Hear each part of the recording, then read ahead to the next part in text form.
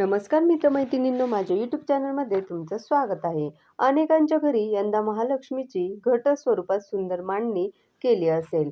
वैभव लक्ष्मीची मनोभावे पूजा बांधली असेल. पण हे व्रत केवळ मांडणी करून किंवा पूजा करून पूर्ण होत नाही, तर त्याचे उद्यापन करण्याचे देखील एक विशिष्ट पद्धत आहे. हे उद्यापन कधी करायचं, चौथ्या की पाचव्या गुरुवारी, असे अनेक प्रश्न तुमच्या मनात असेल. तर आज आपण या सर्व प्रश्नांची उत्तरं जाणून घेऊया.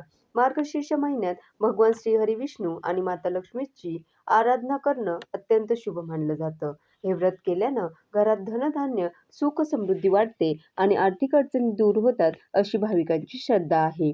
हे व्रत मार्गशीर्ष महिन्यातील सलग 4 किंवा 5 गुरुवार केलं जातं आणि शेवटच्या गुरुवारी व्रताचं उद्यापन केलं जातं. ते कसं करावं, तर 27 नोव्हेंबर रोजी मार्गशीर्ष महिन्याचा पहिला गुरुवार झालाय. यावर्षी मार्गशीर्ष महिन्यात 4 गुरुवार असणार आहे आणि विशेष म्हणजे शेवटचा गुरुवार हा 18 डिसेंबरला असणार आहे. या दिवशी अमावस्या सुरू होणार आहे. मग अनेकांच्या मनात प्रश्न येतोय की अमावस्या असताना उद्यापन करावं की नाही? ज्योतिषी सांगतात की अमावस्या असली तरी गुरुवारी महालक्ष्मी व्रत करायचं आणि उद्यापनही करायचं. अगदी 18 डिसेंबरला अमावस्या असली तरी गुरुवारी व्रत करून उद्यापन केलं जाऊ शकतं. आता काही जणांना प्रश्न पडतो की काही कारणामुळे त्यांना सर्व गुरुवार व्रत करणं शक्य नसतं. कोणाला गावी जायचं असतं, तर कोणाला इतर अडचणी असतात. अशा परिस्थितीत उद्यापन कधी करावं? तर तुम्ही 2 गुरुवार झाले की तिसऱ्या गुरुवारी उद्यापन करू शकता. 3 गुरुवार झाले की चौथ्या गुरुवारी देखील व्रताचं उद्यापन करू शकता. ज्यांना अगदीच शक्य नसेल आणि कलश स्थापना करण्याची खूप इच्छा असेल, अशांनी फक्त कोणत्याही एका मार्गशीर्ष गुरुवारी या व्रताची मांडणी आणि विधिवत पूजा करून उद्यापन करावं. बाकी सर्व गुरुवारी उपवास ठेवावा आणि नित्य पूजा करावी. यामुळे देखील पूजेचं पूर्ण फळ प्राप्त होतं. पण एक गोष्ट मात्र लक्षात ठेवावी, जर तुम्ही तिसऱ्या किंवा चौथ्या गुरुवारी उद्यापन करणार असाल, तर उद्यापन विधी व्यवस्थित पार पाडावा आणि त्यानंतरच्या मार्गशीर्ष गुरुवारचे उपवास मात्र आवर्जून करावे. उद्यापन झालं म्हणून उपवास सोडून चालणार नाही. अगदी शक्य नसेल तर देवाला प्रार्थना करून उपवास ठेवू नये. मात्र या दिवशी मांसाहार करू नये.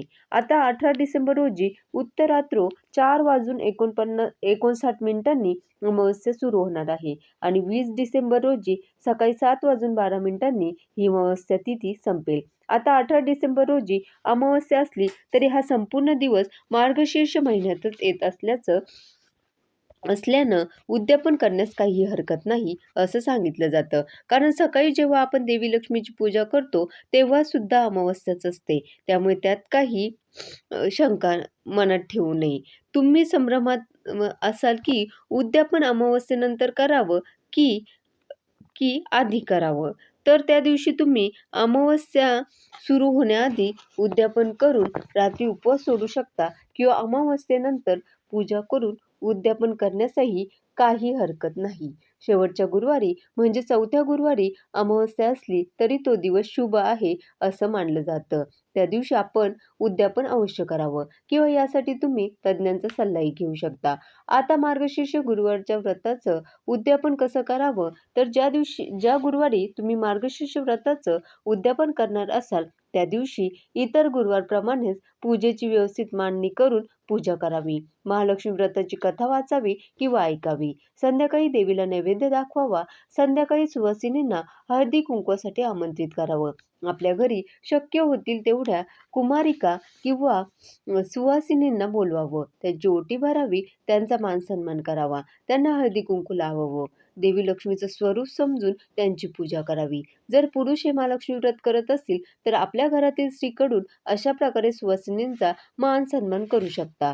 तसंच त्यांना महालक्ष्मी महात्म्य या पोथीचे पुस्तक भेट द्यावी. आता महालक्ष्मीचे गुरुवार येत असताना मध्येच इतर व्रते किंवा गुरुचरित्र पारायण किंवा इतर कुठल्याही गुरुवारचं स्वामी समर्थांचं व्रत असू शकतं.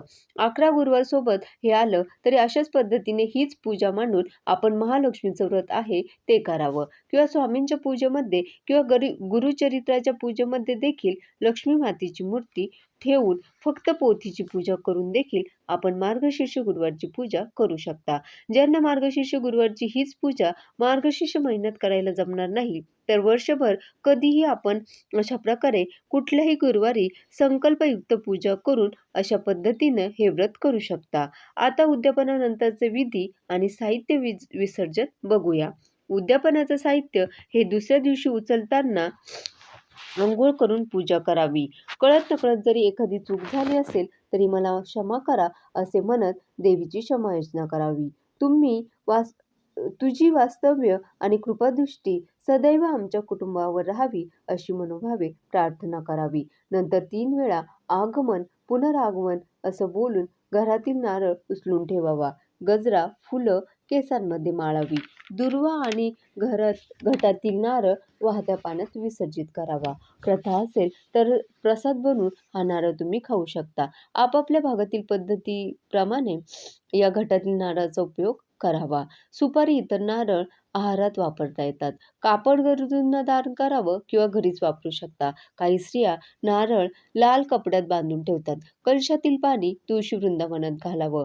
हळदी कुंकू देवासाठी न वापरता स्वतःसाठी वापरावं. आता या व्रतासाठी काही विशेष नियम आहे. अंघोळ न करता पूजा करू नये किंवा पूजेच्या साहित्याला देखील हात लावू नये. पूजा शांत मनाने करावी. दुःखी किंवा संतापलेल्या मनाने पूजा अजिबात करू नये.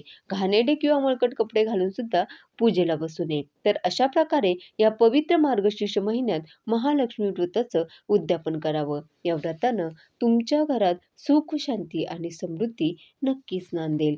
धन्यवाद.